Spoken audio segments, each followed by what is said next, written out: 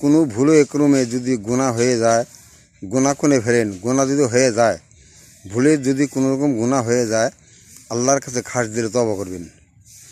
আল্লাহর কাছে খাস দিলে তওবা করবেন, আল্লাহ মাফ করে দিবে।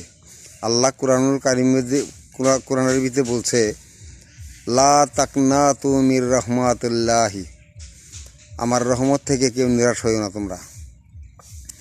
আমার রহমত চাও, আমার কাছে মাফ চাও। গুনাহ হয়ে গেছে, গুনাহ করছো, আমার কাছে মাফ চাও। আল্লাহ কথাটা বলছে, কোরআনের ভিতরে বলছে। আল্লাহর কাছে খাস দিলে মাফ চাইলে আল্লাহ মাফ করে দেয়। কাজেই যদি গুনাহ ভুল কমে কোনো ভুল ত্রুটি হয়ে যায়, ভুলে যদি গুনাহ হয়ে যায়, গুনাহ করে ফেলেন, আল্লাহর কাছে খাস দিলে তওবা করবেন। আল্লাহর কাছে খাস দিলে তওবা করলে আল্লাহ সে গুনাহ মাফ করে দেয়। আল্লাহ কোরআনুল কারীমের ভিতরে এই কথাটা বলছে। মানুষ গুনাহ করে কখন, ভুল করে কখন, শয়তানের ধোঁকায় ফিরে।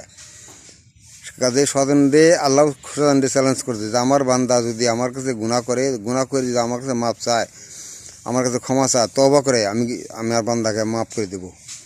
কাজেই যদি গুনাহ করে ফেলেন, গুনাহ হয়ে যায়, ভুলে মানুষ গুনাহ করে, ভুলেই গুনাহ করে, তবে অনুতপ্ত হইয়া যদি আল্লাহর কাছে ক্ষমা চাওয়া যায়, আল্লাহ কিন্তু মাফ করে দেয়।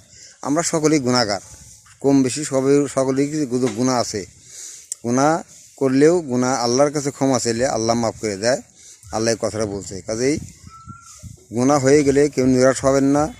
আল্লাহর কাছে খাস দিলে তওবা কইরা, খাস দিলে আল্লাহর কাছে মাফ চাইলে আল্লাহ মাফ করে দিয়ে, গুনাহ করলে আল্লাহ মাফ করে দেয়। এই কথাটা আল্লাহ পাক বলছে।